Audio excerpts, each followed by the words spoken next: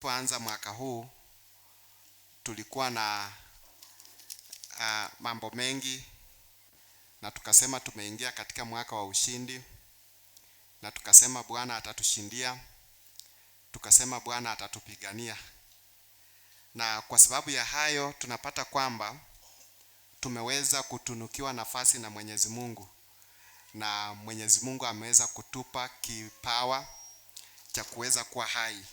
Kwa hivyo hapo lazima tukaweze kumshukuru Mwenyezi Mungu na tukaone kwamba yeye ni Mungu wa dhamana katika maisha yetu.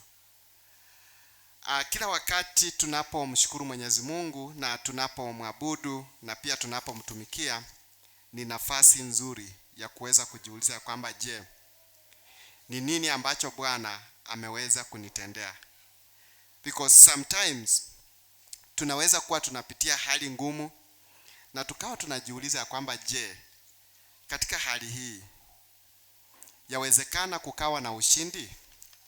Katika hali hii yawezekana kukawa na mafanikio ambayo tunahitaji katika maisha yetu na katika vitu vyote ambavyo tunafanya.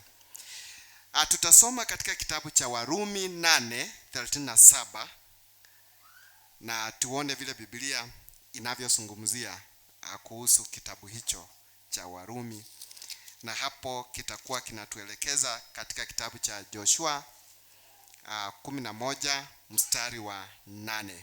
Tuone vile Mungu anavyo yazungumuza mambo hapo katika kitabu cha Warumi 8:37.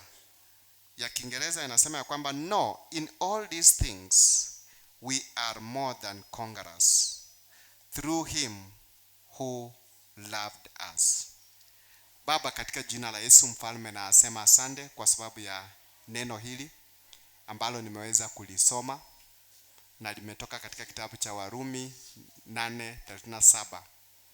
Inatuambia kwamba kupitia kwako sisi ni zaidi ya washindi.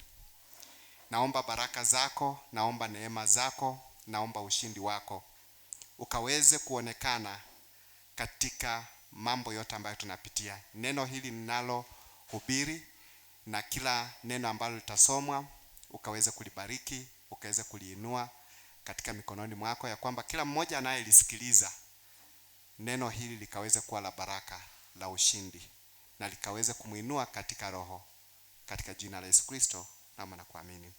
Amen. Kwa hivyo unaposoma Biblia unapata kwamba Biblia inatuambia kwamba lakini katika mambo haya yote tutashinda na zaidi ya kushinda kwa yeye aliyetupenda. Kwa hivyo tumekuwa na changamoto katika makanisa na katika vitu tofauti ambavyo tunafanya, na mojawapo wa jambo ambalo limetupa changamoto ni kwamba hatujielewi ni mambo yapi. Lakini leo ningependa tukaweze kuangalia our God is God of victory, ya kwamba Mungu wetu ni Mungu wa ushindi. Na the theme of this year is fear not. Fear not, victory is ours. Usiogope, ushindi ni wako. Na leo hii tunazungumzia kwamba Mungu wetu ni Mungu wa ushindi. Na tumeona katika kitabu cha Warumi 8:37 Biblia inatuelimisha na inatuzungumzia kwamba kwa sababu ya upendo ambao Mungu alikuwa nao akatupa ushindi katika maisha yetu. Huenda ukawa uko katika ibada hii na umeshushika katika moyo. Umejiona kwamba umejidharau, unasema mambo yangu sio mazuri na hali yangu sio nzuri, hata Mungu tunayemuomba huenda akawa hanishughulikii. Ni nafasi iliyo nzuri ambapo nataka kuambia kwamba kupitia kwa hiki kitabu cha Warumi, Biblia inatuambia kwamba hata kama kuna mambo ambayo yamekuwa magumu ndani ya maisha yako, hata kama kuna kitu ambacho kimefanya ukaona kwamba huenda ukajipata taabani na ukawa na wasiwasi, Mungu ni Mungu wa tumaini. Na kutokana na hilo tumaini, angependa wewe ukaweze kufurahi na ukaweze kutembea pamoja naye katika mambo yote ambayo unafanya. Kwa sababu la muhimu ambalo tunaweza kulisoma ni kwamba Kristo anatupigania. Na yeye ndiye mwalimu wetu, na kwa hivyo kutokana na ualimu wake anatupigania na anatufunza jinsi ya kuweza kushinda vita. Wacha tuende katika kitabu cha Joshua 11, Joshua chapter 11 verse 8. Biblia inasema hivi tunaposoma Joshua 11:8. Biblia inatuambia kwamba naye Bwana akawatia mikononi mwa Israeli, wakawashinda na kuwafukuza hadi Sidoni kuu, na kuwafikisha Moreshefoti Maimu hadi ponde la Mispa upande wa mashariki, hadi pakawa hakuna yeyote aliyebaki. Tunaposoma hapa tunakumbuka kwamba tuko katika kitabu hiki cha Joshua 11 kuanzia penyewe kwenda mpaka 6, ambapo inaturudisha na kusema ya kwamba mstari wa 6, Biblia inasema kwamba the Lord said to Joshua, do not be afraid of them because of the time because by this time tomorrow I will hand all of them slain over to Israel. You are to hamstring their horses and burn their chariots. Bwana akamwambia Yoshua, usiwaogope, kwa sababu kesho saa kama hii nitawatia wote mikononi mwa Israeli wakiwa wameuawa. Utakuta mishipa na nyuma ya miguu ya farasi wao, na kuchoma moto magari yao na vita. Naam. Biblia inatupa hapa mwelekeo kwamba nimesema tunajifunza juu ya God being our God of victory, na mwalimu wa neno amekuwa anazungumza kwamba usiogope.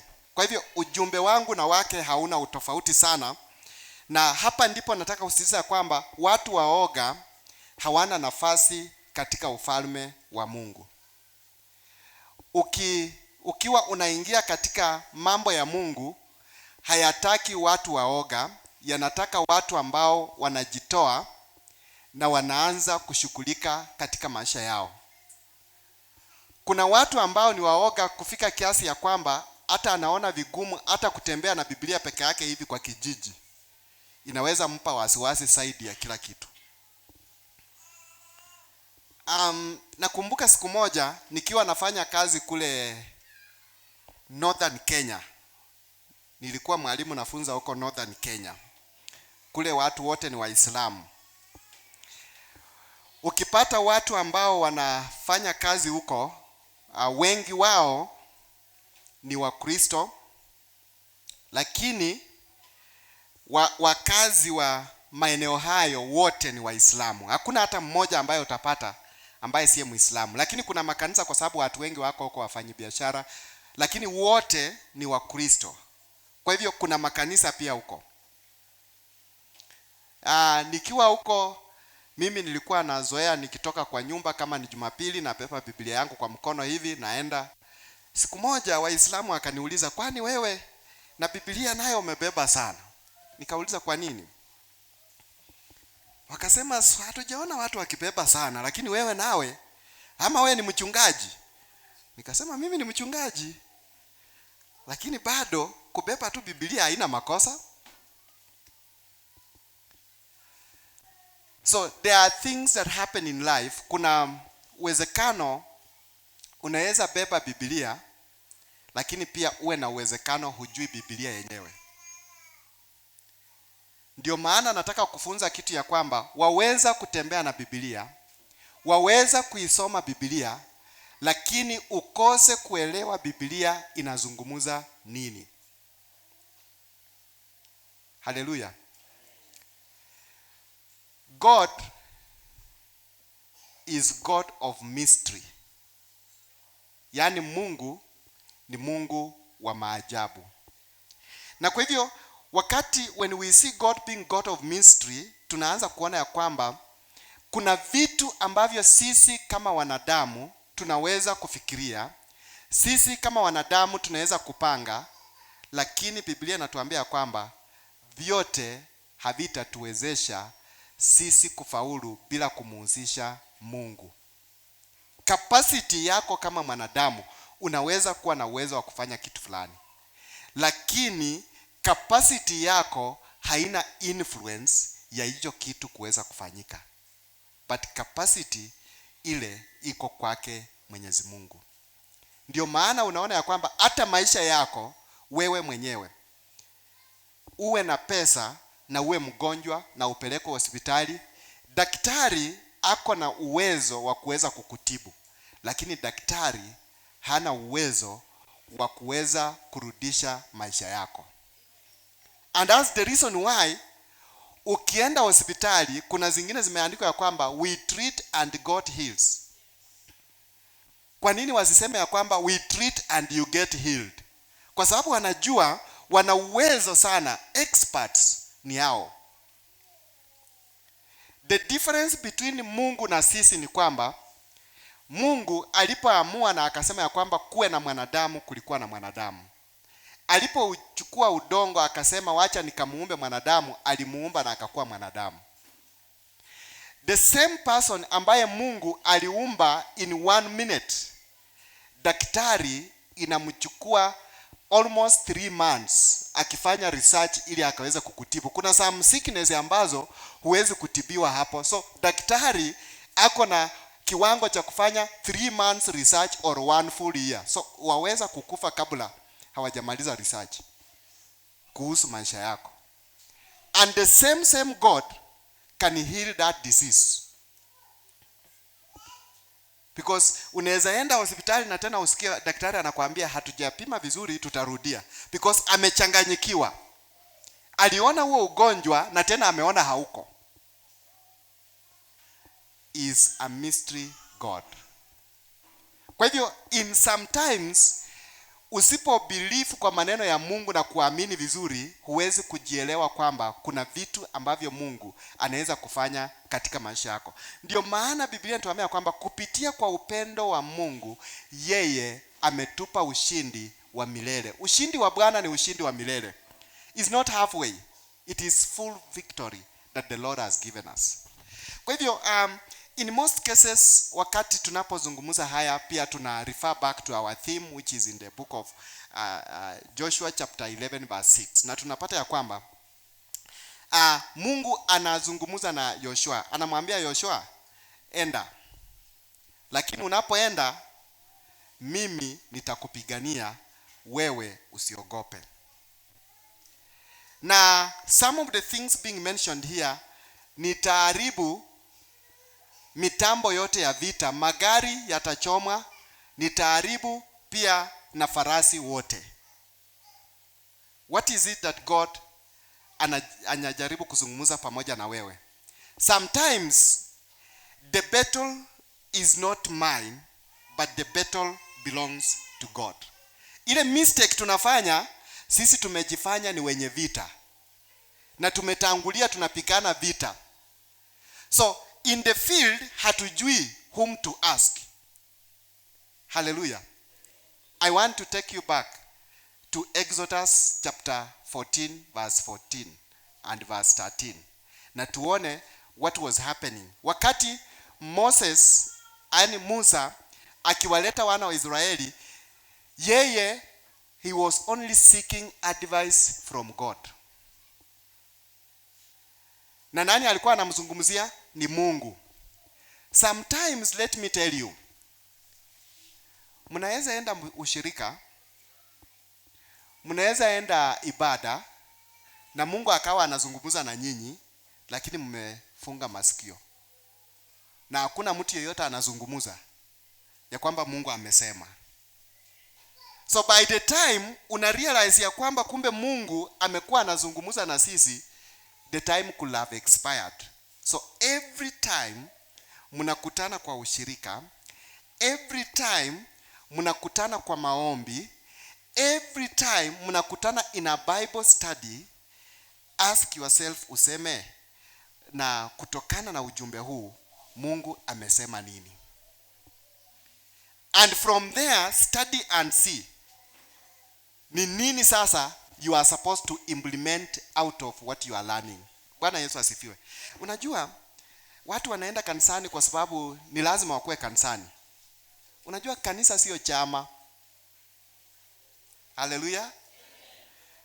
Unajua huku nje kuna chama, unaweza enda kwa chama ya welfare, ni muganda, but the church, it has a specific reason yenye inafanya ukuje kanisani, and that specific reason inaitwa the God's divine intervention in your life.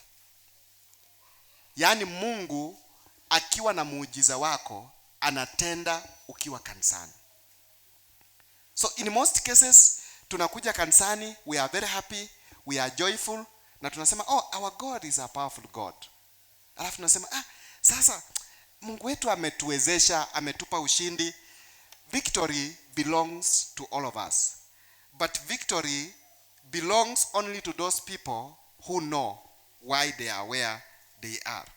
Kwa hivyo tukiwa hapa na tunafikiria kwamba we are victorious, but we don't want to listen to the voice of God, hakuna victory ambaye tuko nayo, because now that victory will be taken away from us and it will no longer be of help to our lives. And the Lord delivered them into the hand of Israel, who defeated them and pursued them. They left no survivor. Kuna battles ambazo tuko nazo, kuna vita ambazo tuko navyo katika maisha yetu. Last time nikipreach hapa niliwaambia kwamba hakuna mtu ambaye hana vita katika maisha. Katika ibada zetu hatuwezi kukosa vita. Katika mahali pako pa kazi hakuwezi kukosa vita. Sometimes let me tell you, kuna kitu kinaweza kufanyika which is a bad thing, na kumbe you are the target over that. Satan targets your life. But until uanze kujua why it happens like that, you cannot tell. Wakati hao watu waliingia katika meli wakienda kitabu ya Yona, hawakujua huyu Yona ameingia hapa lakini hatakani kwenda safari ambayo tunaenda. Wakatatizika kwa njia kwa sababu kuna mtu mmoja ambaye hahitajiki ndani ya hilo hema. Mpaka wakati ulipofika wakamuuliza na wakaona hapana, wakamchukua wakamrusha. Walipomrusha, badala ya kuzama ndani ya maji, nayo samaki ikafanya nini? Baada ya siku ya 3 ikafanya aje? Ikamtapika kwa kikingi. Akaenda kurepent. Akaenda kuhubiri tena injili kule Ninawi. Kanisani kuna watu kama Yona. Mungu aliwatuma, Mungu akazungumza nao. Lakini wakati wanatakana kuwa katika ibada wakaweze kuwa wanahubiri, wameenda mahali pengine. Na unapowauliza mlienda wapi? Walienda kwa sababu ya mambo yao, lakini wana sababu zaidi ambaye inaweza kuconvince kanisa yote mzima ya kwamba walikuwa kwa sababu ya hilo na hilo. But at the end of the day, ukifanya research, inakuja kuelezea ya kwamba such people, they don't know the benefits of God. Hawajui ya kwamba Mungu ni Mungu mwenye anawapa ushindi katika maisha yao. So we can take a lot of time back at home kufanya biashara zetu. Tunaweza take a lot of time even kwenda kwa jirani tu kuongea na jirani for the next 3 hours. Hata wamama wanaweza kwenda mtoni na wanaweza kaa mtoni for the next 3 hours wakiwa wanazungumza. Lakini ukisema waende ibada, atachelewa hiyo ibada. Na akifika kwa ibada, watamaliza ibada. Lakini tena akitoka kwa ibada, atachukua masaa 3 kwa njia.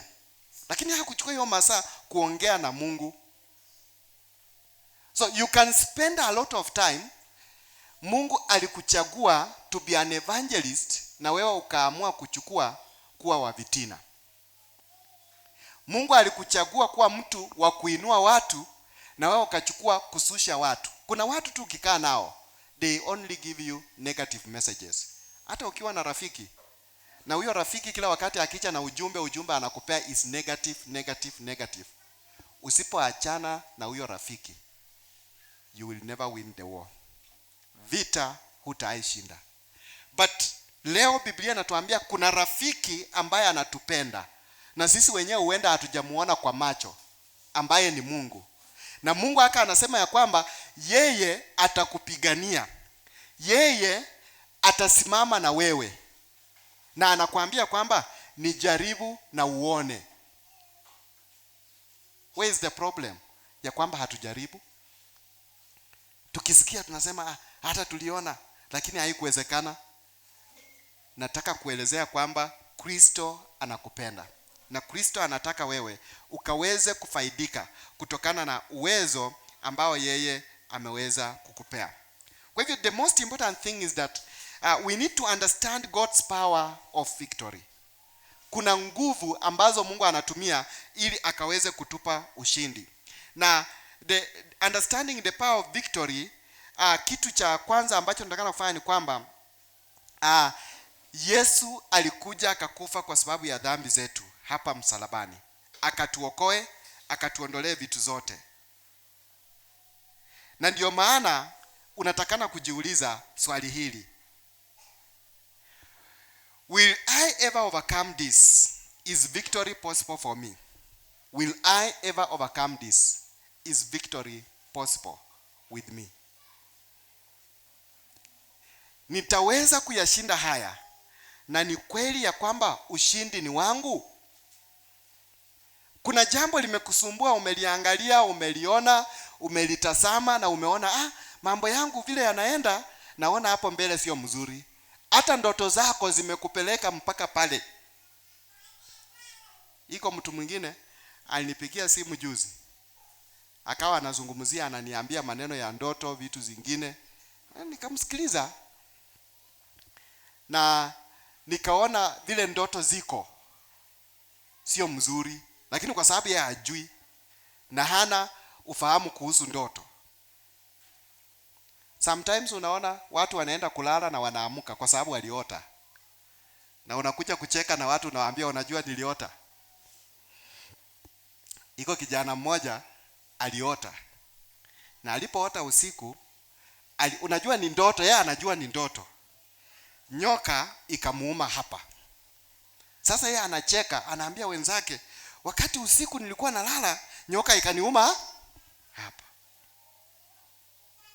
Na akachukulia kuwa ni kawaida ya kwamba aliumwa tu na nyoka, ilikuwa ndani ya usingizi, ni vitu ya kawaida. Kumbe ni vita vimeanza. From nowhere hiyo mguu ikaanza kuwa na shida. From nowhere mguu ikakataa. But for many years hakuwahi jua ya kwamba hiyo shida ilianza the time aliota ile ndoto. But at the time angeota hiyo ndoto na akuwe na revelation ya Mungu na ajue vita sio vyangu, vita ni vya Mungu, angejua that is an enemy. Wewe umekaa tu usiku, unalala, unafukuzwa na mapepo, unakimbia mbio. Halafu unakuja tu hapa kanisani unaendelea uko tu normal. Unasema Yesu ni Bwana. Unasalamia kila mtu. Lakini usiku yote ni ndovu zilikuwa zinakufukuza. Yaani wewe umekuwa tu unahangaika. Yaani wewe umeamka kwa usingizi, uko na a lot of trauma, uko na shida mingi, lakini bado unafikiria unaendelea sawa sawa. Nataka kukuelezea, victory is not yours, victory is for God. Unatakana kuamka useme, Mungu nipiganie hizi vita, because sometimes vile tunaota tunafikiria ni ndoto na tunaacha, kwa sababu sometimes the dreams ambazo tunaota, there is a language that we are being told. Ndio maana nataka kusema ya kwamba the power of understanding God's victory comes through God speaking. Mungu anaanza na kuzungumuza. Mungu alizungumuza na Joshua na akamwambia Joshua. Sasa unajua kuna watu wengine nikisema Mungu amekwambia nini, watu wanajiuliza, kwani Mungu sisi anaweza kuzungumza na sisi, ama anaongea na pastor, ama anaongea na bishop, ama anaongea na nabii, ama anaongea na prophets? God speaks to every person. Na wacha niwaambie what is the funniest thing. God speaks hata na wale watu walevi. Wakati Mungu hata anataka kutoa mtu kwa ulevi, anaanza kuona mambo mengine maajabu. Na yeye akikataa, wakati wake umefika, anaenda kwa Baba. Haleluya. Uzuri yeye ndiye anachukuanga hii watu. Tena yeye ndiye anapeana hii watu. Sasa wewe ukikataa, ukipiga kelele, ukipiga nduru, mimi nitahubiri injili, nitakuacha hapo, because I don't have an opportunity to change your idea.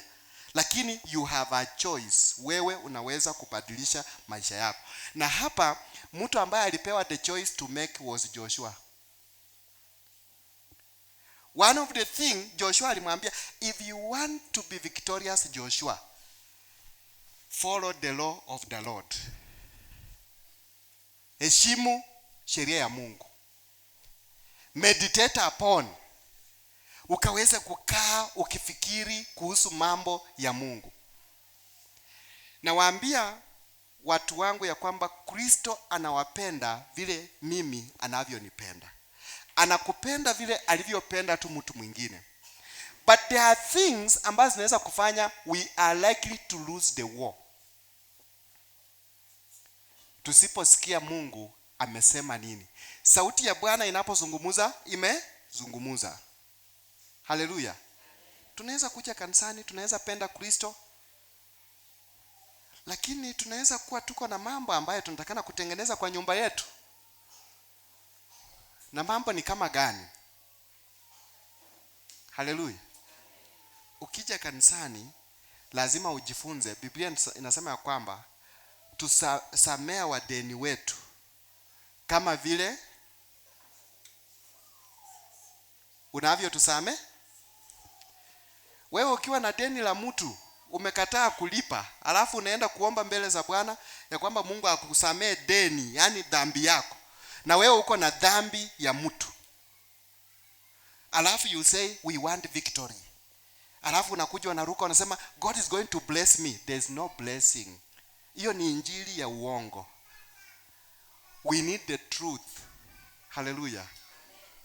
Ndio maana hapo unaona ya kwamba Joshua alihakikisha kwamba hakuna deni. Kama Mungu amesema kwenda kuharibu mali yote, hata ikiwa nzuri, tutaharibu yote. Ndio maana ukisoma Biblia hapa mbele ya Joshua, wakati walienda kupigana na mji mdogo sana unaitwa Ai, walienda wengi, watu walikuwa wachache, wakaua watu wa Israeli wote. Joshua akauliza Mungu, kwani nini kimetokea? Akasema hii watu wako watafute uone. Kumbe jamaa vile waliendanga vita, wakaona hii kabati ni mzuri na iko na cold, hii acha tuweke huko. Na Mungu amesema haribu kila kitu. Lakini hao wakaona mali. Haleluya. Askari wanapoenda vita, mnasikia wanajeshi wa Kenya wanaendanga sijui, wanawapelekanga nchi nyingine, Haiti. Sijui ni kama Haiti, Kenya hakuna kazi ama nini, sielewangi hiyo maneno by the way. Lakini yani inatushitua sana. Sasa unajua akienda Haiti pia wanafurahi, lakini tena kifo kiko mbele yao. Yani wako na hatari mbili. Either vijana wanasemanga waomoge ama wafanye nini? So ni mambo mawili. So wakienda huko, pesa pia ni mzuri, kila kitu ni mzuri, lakini anytime, hata umeona wakitangaza wengine walikufa. Hata serikali haiwezi kuambia wale walipotea wengine pia walikufa, na hata serikali inajua mahali wako, hata inawaficha. Hata ikiwa ni Haiti, serikali ya Kenya inaficha kwa sababu haiwezi kusema.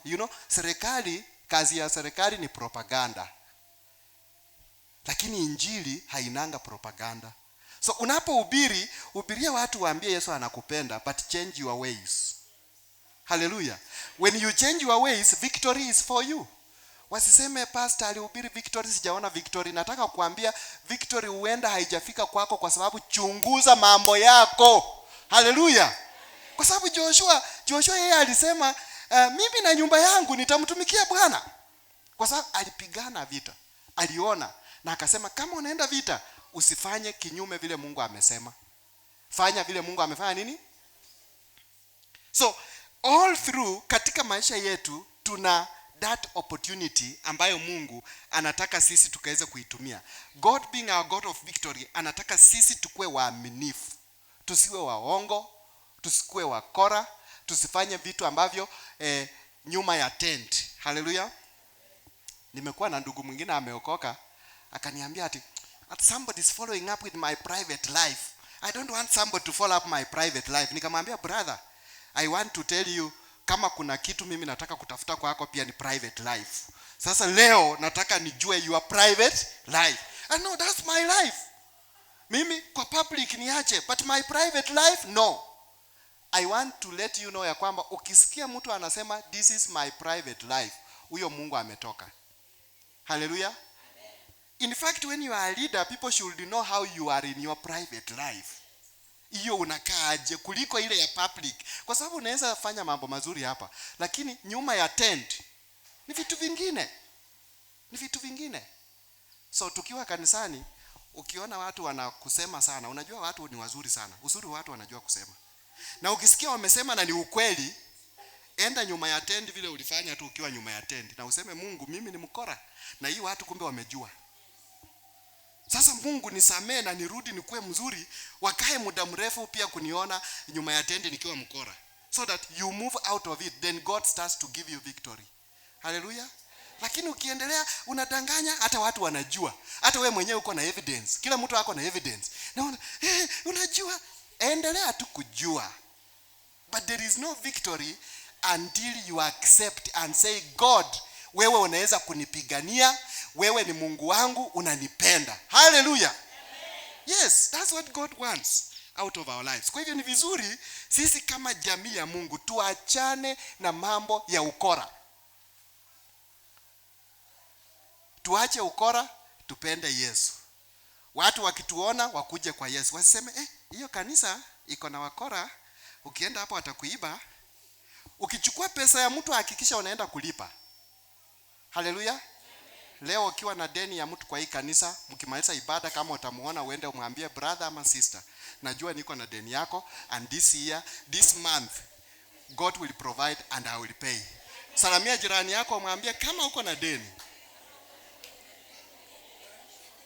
Hallelujah. Ukiwa na deni lipa. God wants us to change and he gives us victory. Victory is ours. Amen. Sisi ni washindi bwana. Ambia jirani sisi ni washindi. Lakini tukiwa na madeni tunalipa leo ama tunalipa kesho. Because God is God of timelines. Ni kweli? Enda waambie mtu useme sasa nitalipanga 200, nitalipanga 50, alafu nitamaliza deni yako katika jina la Yesu unisamee. Na Yesu anakusamee. Yesu ni wa baraka tena ni mzuri. So lazima sisi tukaweza kujiuliza tuone what is it. So we can fail to control what other people do, but we cannot control our choice to obey God. Kuna kitu ambacho we cannot do to control our choice to obey God. Lazima sisi, it is a choice sisi ku make decision tuseme ya kwamba sisi we are choosing God. Tumemchukua Bwana. Waisraeli walimchukua Bwana, lakini Waisraeli wote hawakumchukua Bwana. Ni viongozi wa Israeli ndio walisema tumchukue Bwana tuende na yeye. Na ndio maana by the time these people were at Meron, majority of them had died. Na kwa sababu ya dhambi ya wana wa Israeli ilisababisha mpaka Musa pia akawawa njiani na Mungu. Kwa sababu Musa alikasirika nao akasema, nyinyi mnataka kufanya kinyume na amri za Mungu. Akachukua the 10 commandments, akarusha chini, pap. Then God said, Moses, what are you doing? Unarusha mpaka amri zangu 10. Unapasua amri. Sasa hapo Mungu akasema, sasa Musa, naona kama Joshua ataendelea na safari. So hasira pia sio mzuri. Haleluya. Kuwa na hasira sio mzuri. Ndio maana unaona kwamba the choice we make is to obey God. Tuhakikishe kwamba tunamtii Mungu na tunamuona Mungu kuwa mtu wa dhamana katika maisha yetu. True servants will always bring to completion to what other servants have done. Kuna vitu ambavyo Mungu ametupa na Mungu anataka sisi tukue the true servants na tunaleta to completion everything. Yoshua alipochukua ushukani juu ya safari ya Musa aliweza kuimaliza. Lakini angekuwa mtu ambaye hafuati sheria za Mungu, ingekuwa vigumu yeye kuweza kufuata hizo vitu zote ambazo Mungu alikuwa amezungumza pamoja naye. What we need to understand when God is our God of victory. Number 1 is that victory comes from God himself and not human. Victory comes from God himself and not human. Vita na ushindi si vyetu. Kama wewe unaona ya kwamba jirani amekusinya, usiende kumwambia nitakuua, kwa sababu sio wewe muuaji. Haleluya. Wewe na mganga tofauti gani? Kama wewe unaweza kwenda kwa mlima kuomba ili watu wakufe. Nimekuwa juzi na pastor mwingine akaniambia ati alienda mlimani akaona mtu akiomba ya kwamba bishop wake akufe, kwa sababu hiyo bishop sio mzuri. Ndio maana mimi nikitembea na watu naambianga watu, sipendi sana watu wanaendanga mlimani kuomba, kwa sababu mlima ni huu. Ukitaka kuomba si madhabahu yanakuanga wazi hapa. Kwa nini unaenda mbali? Lakini mkiwa timu ya church mnasema tunaenda kuombea mahali fulani, hiyo ni sawa. Lakini unaenda kuomba na uko na shida zako ambazo the people you get there have more problems than yours. Utatoka huko kwa discouraged. Na utapata watapeli, utaeleza shida zako, wajifanye wanaomba, wajifanye manabii, wachukue contact zako, watakula mali yako yote. By the time utakundua mali imeenda, watakuwa pia wametoroka. Nataka kuwaelezea, ukitaka kuomba, tafuta Mungu in the right forums. Kuna forums wewe unaendanga tu, unaona pia watu wanaomba na unaingia ndani. Hata watu wakiwa mahali wanaomba, hata kama ni wachungaji, chungana nao, unaomba na kina nani? Kwa sababu unaweza omba na watu unafanya maagano, unatoka hapo na unaenda kukufa. Mimi naambianga watu, ndio maana mimi hizi vitu wanaitanga pastors fellowship siendangi sana. Naenda kidogo kidogo. Na naangalia kama vituko iko, naona hii si ya Mungu hii. Utakufa tu mapema. Utakuwa na marafiki wengi, bishop, pastor, but all of them are enemies. Na watakuua mapema. Na wewe unafikiria huko unapata umaarufu, kumbe unapata kifo cha mapema.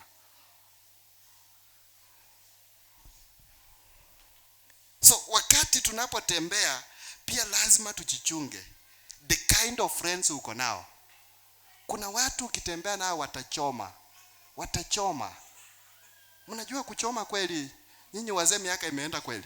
Yaani kuchoma atafanya ukose hata kazi. Tulimuona na fulani na ndiye alikuja akakopa hapa na hajailipa. Tulimuona na fulani, iko siku nyingine nikawa naenda town.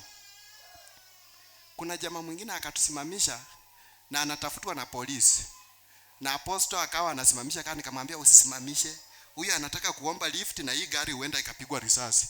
Anytime wakijua hii mtu ako hapa ndani, ni hii gari kwanza watapiga risasi ili wachukue huyu mtu.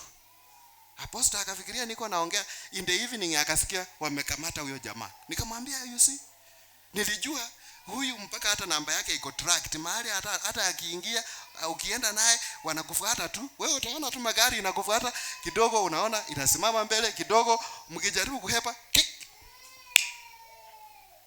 You need to be keen. Vita si vyako, vita ni vya Mungu. So people have taken the initiative to fight on their own. Wanapigana kivyao tu. Pigana kivyao. But Joshua said, mimi nitasikia Mungu vile anazungumza. Na mimi nitatenda vile Mungu amesema. Na wewe je, uko unasema nini? Victory comes from God. Hallelujah. Usichukue kitu ati mahali ng'ombe wanalala ati umejikinga. There's nothing you are doing there. Ati unajua watu wamezoea hii boma sana. Wacha niweke kitu hapa, alafu ataona. Wewe weka tu. Alafu uone. Kama next person kukufa hatakuwa kwa hiyo boma. Si wewe ndio uliweka. Wakati wanazika watu, nasikia juzi Jironga alikufa ati wanazika na tochi. Unazika tochi kwako, yani kwa boma yako ndio umezika. Uchawi yote umefanyia mazingombe kwa udongo wako. Alafu wewe unasema ati huyo jirani ndiye atakufa. So juzi nikaona vijana wanaandika ati tochi imeanza kufanya. Nikasema imefanya aje? Ati tochi inafanya. Uchawi, wewe mtu akifanya kitu mbaya kwako na wewe uongeze pia unafanya, yani unajifanyia wewe mwenye. Hapo ni kwako, hapo ndio utalala. Iko mzee mwingine nilimkataza kufanya vitu kama hiyo. Nikasikia juzi mzee anasema anahama. Nikasema mzee unahama? Hii miaka yote wewe ukihama saa hii ni kama unaenda kukufa ama shida nini? Utazunguka mpaka uko na miaka karibu 80 uko unahama kwa nani? Haleluya. Na nikajua hiyo vitu nilimkataza yake inasumbua. Inazunguka hapo. Usiku anaota hizo vitu zinamsumbua kwa sababu aliweka maagano kwa udongo yake. Tunatakana kuanza kunenea udongo ambao tuko nao, tuseme wewe udongo, hata karibu tunakaribia sasa kupanda, tuambie wewe udongo, hata kama ulikataa kuzaa matunda, mara hii utazaa katika jina la Yesu.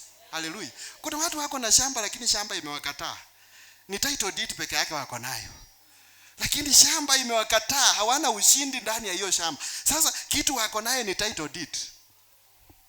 Lakini uwezo wa hiyo shamba kuwapa mafanikio hakuna. Ndio maana kuna watu wengine siku hizi wameanza ati vijijini tunatoka tunaenda town. Nani alikwambia town pia wachawi wako? Tena watakuweka kwa screen, tena mapema. Na siku hizi wengi tunazika wanatoka town, ama mmefikiria ama hamjaona? Wanatolewa wapi? Ni town, wanaletwa. Ati you are fighting for yourself. Ati Mungu husaidia wale wanaojisaidia. Ewe, God's intervention is more powerful than anything else. Wakati Mungu ameamua kuingia katika maisha yako, he can cause a lot of change, the positive one. Na nataka mkaweze kuomba sana ya kwamba kama kuna nguvu za shetani zinakuogopesha, victory is yours. And victory belongs to God. It is God who is the owner of the victory. Hallelujah. Yeah, sisi hatuna, we don't own victory, but God owns it through us. Sasa tunamwambia Mungu ya kwamba tunaweza. So human effort is important, but divine intervention is greater. So sisi tunapojaribu kujisaidia katika ulimwengu, tunakimbia hapa na pale, tunasema mambo sio mazuri. Kuna kitu cha kwanza unatakana kutafuta kila wakati ukiamka asubuhi. Hata ukienda kutafuta chakula, ukienda kufanya nini, you pray to God. Unamkaribisha Mungu katika maisha yako. Then Mungu anakupea that time, that opportunity ya kuweza kuelewa ni vitu gani ambavyo unafanya. But let us not rush very fast. Tukiamka asubuhi tunakimbia tu kwa kazi, tunakimbia tukisema, "Okay, we are doing well." Hapana, doing well with money and without God, there is no victory. Hakuna ushindi. Ushindi tu unapatikana wakati wewe umemake decision na umeelewa kile ambacho Mungu anataka ukaweze kufanya kama mtu wa Mungu. Hallelujah. Ni vizuri. Hata ukiwa hapa kanisani, you need to always ask God's victory in your life. Usiogope. Kuna wengine unangoja tu ati nitaenda kwa pastor aniombee. Unaenda kwa pastor akuombee na wewe mwenyewe hujajiombea. Anza na wewe mwenyewe uombe kwanza. Alafu Mungu atakuwezesha sasa ukienda pia maombi inanyooka. There are people who don't pray. Kuna tu watu hapa hata uitishe maombi hata mara 100.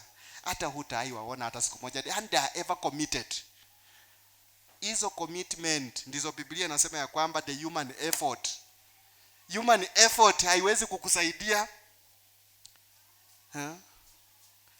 Iko rafiki yangu hapa juzi alikuja kufanya hapa kazi siku ya Jumapili. So wakati alimaliza, ilikuwa last Sunday, akanipigia simu. Ati unajua tuko hospitali ndugu, unajua tumepata ajali. Nikamwambia si nilikataza kufanya kazi Jumapili. Sasa akanipigia tena simu jana. Ati saa hii tumepona, tunakuja tena Saturday tufanye na Sunday. Nikasema Sunday usikuje. Kwa sababu wewe hujaelewa kumbe network. Mungu alitaka uende kanisa na hukuenda. Ndio maana ulipigwa kwa barabara. Na ulipona ili ushuhudie. Lakini sasa hujaelewa tena. Lori iliwagonga. Saa hii watu wako na human effort. Ati nyinyi endeni kanisa, sisi tuchukulike kidogo. Wazee wakiwa na magari, saa hii ndio wanaosha magari yao, hawaendi kanisani. Wakiwa na ng'ombe zao, ndio hao wamechukua spray wameweka kwa mapeka Sunday kupiga ng'ombe. Sasa wanashughulika.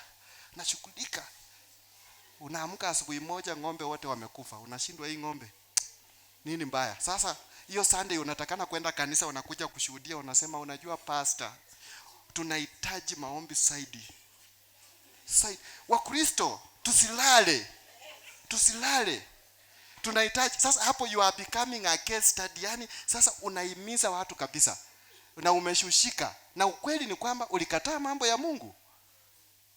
Na kwa sababu ya kukosekana kwa ng'ombe kweli, at least umejaribu huko kanisani. Unaongelea mbele hata ukiwa na shida mingi, lakini bado Mungu anaona wacha kwa shida huyu mtu anijue. Haleluya. Unajua wakati mwingine mimi naambianga watu, ukiona Mungu hajakubariki sana usionange wivu na usionange mbaya.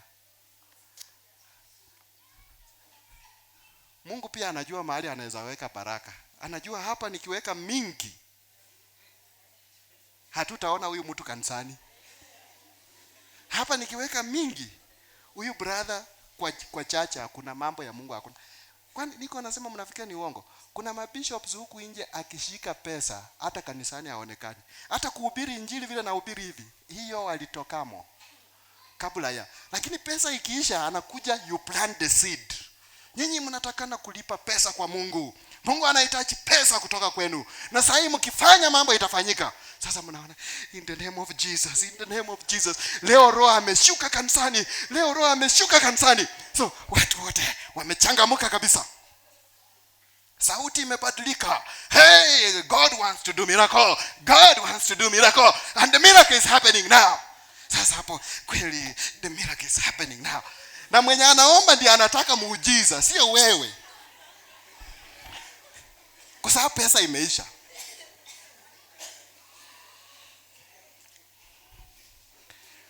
Wacha mchezo. Penda Yesu. Wacha kona. Ambia jirani wacha kona.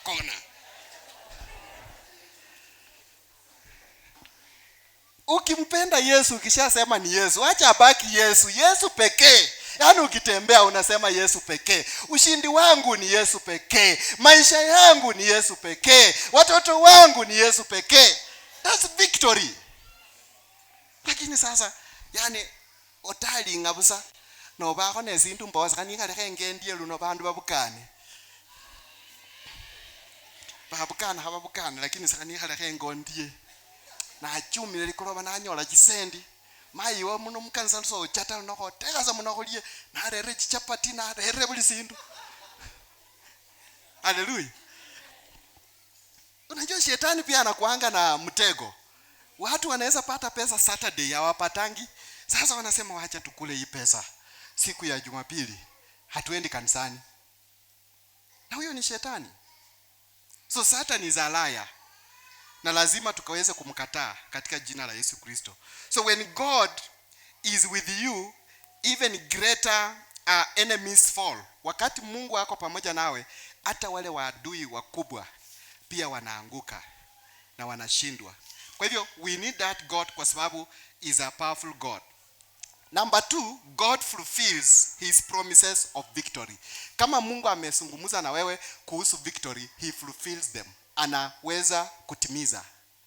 So Mungu aliongea na wana wa Israeli na akatimiza. So vitu ambavyo Mungu anakuzungumzia leo vinaweza kutimika, na vikiwa ni vya shetani unatakana kuomba ukaweze kuvunja those spirits zile za kishetani ambazo zinaweza kuwa zinaleta negative statements katika maisha yako. Na huenda unajiuliza Mungu anazungumza aje? Sometimes wewe unaweza kaa hapo na unaona kitu inakuja kwa mawazo inakuongelesha. Ikiwa positive thing, andika chini, is God speaking to you. Ikiwa negative, it is Satan. Write it down and cancel it. Izungumuzie, itamkie, useme huna uwezo katika jina la Yesu Kristo. Because Satan speaks and God also speaks. Then number 3, God's victory is complete and overwhelming. Yani tunapoongea juu ya victory ya Mungu, it is complete and overwhelming. It is not partial.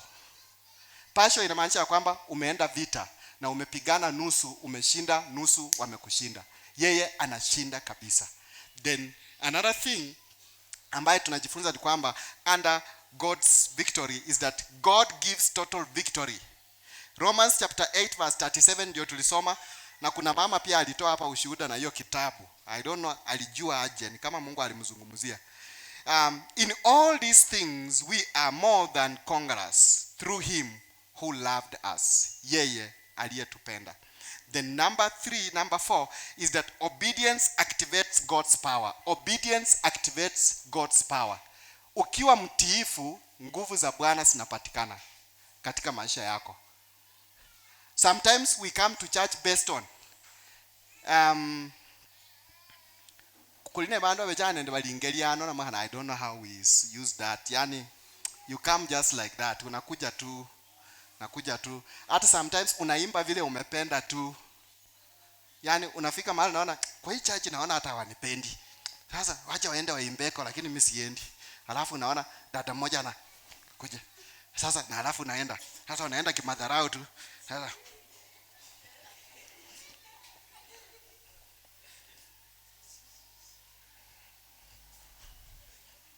so watu wakiimba wewe uko tu kwa viu sasa hapa mbele.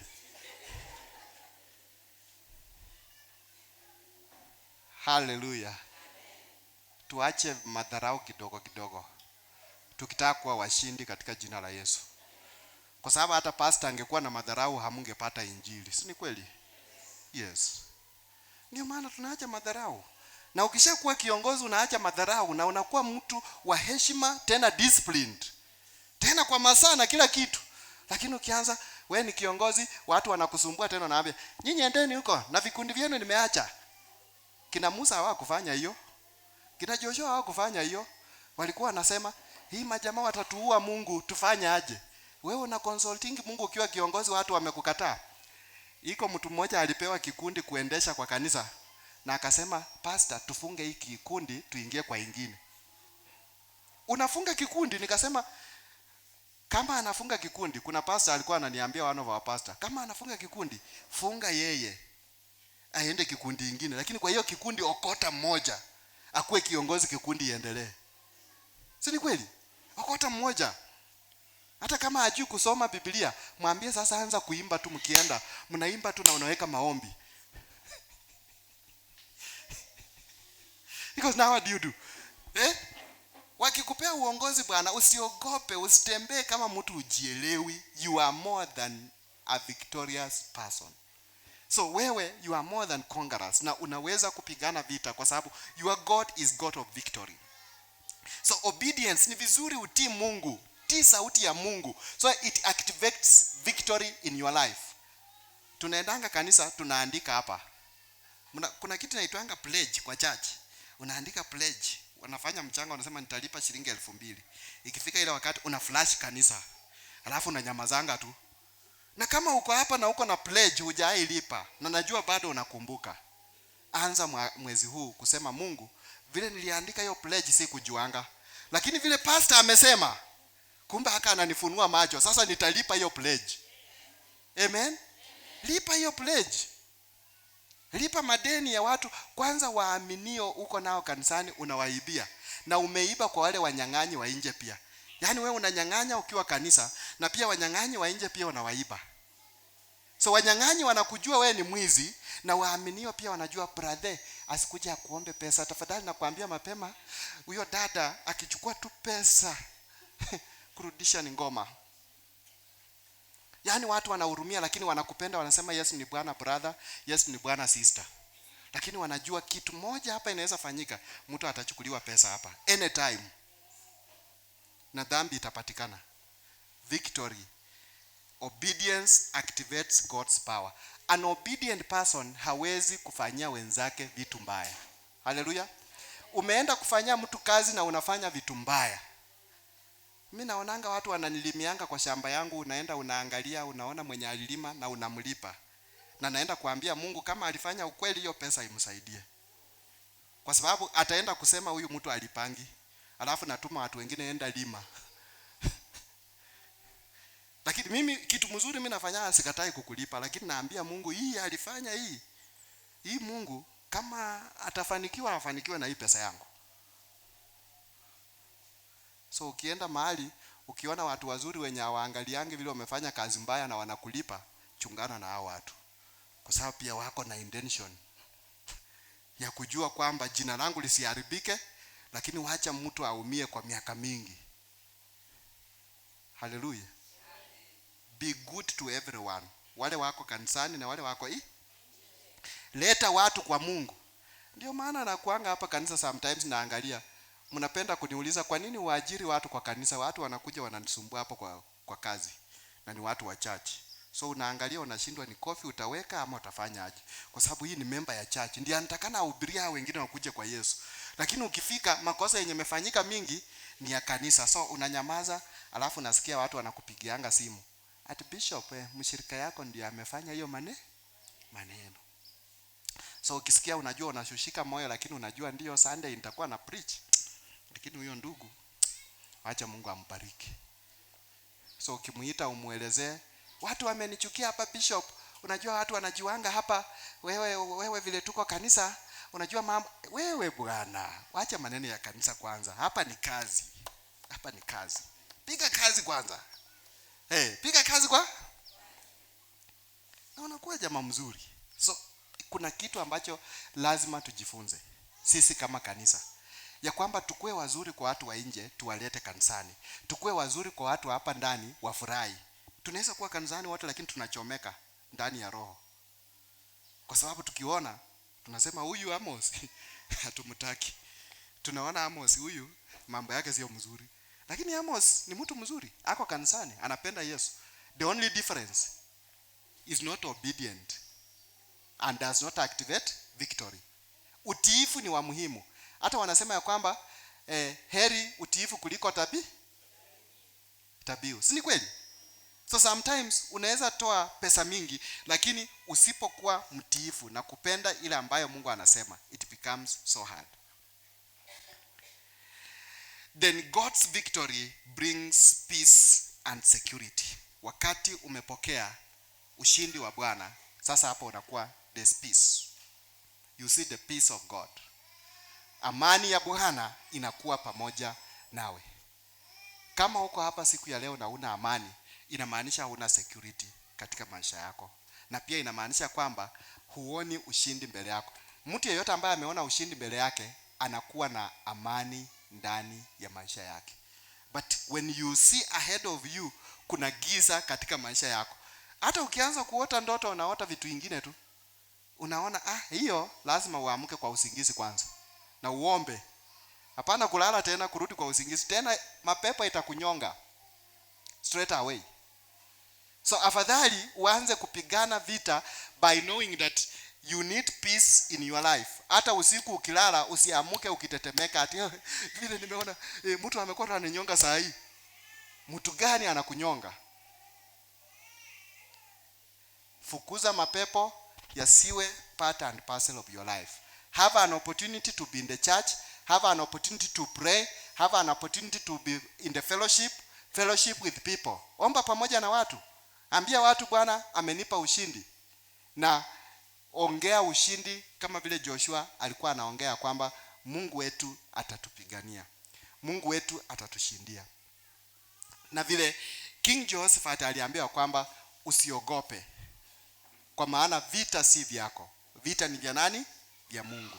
So sisi wote tunapokaa hivi, tunapokuwa kanisani, tunapofanya kazi ya Mungu, tusiogope. Tuna vita katika maisha yetu, hatukatai, lakini sisi hatuna mamlaka ya kushinda vile vita. Ni Mungu peke yake ndiye anaweza kutupigania na kutupa ushindi. Wacha tuombe. Baba, katika jina la Yesu mfalme, na nasema asante kwa sababu wewe ni Mungu wa baraka, Mungu wa ushindi, Mungu wa neema. Tunaomba baraka zako, ushindi wako na uwepo wako ukaweze kuonekana katika maisha yetu, ya kwamba ukatupe neema na ukatupe ushindi katika kila jambo ambalo tunafanya. Ukaweze kubariki kila mmoja wote ambao wanasikiliza ujumbe huu, mfalme, ukawape amani na ukawape ushindi katika maisha yao, ya kwamba wewe ni Mungu wa ushindi. Bila ulipigania Joshua, pigania hao watu wote ambao mfalme wameweza kupitia katika mambo tofauti, yakiwa magonjwa, yakiwa vitu ambavyo vinawasumbua, ukaweze kuwapigania. Nasema asante, maana unaweza, katika jina la Yesu Kristo kama na kuamini. Amen. Tunaweza pata wimbo.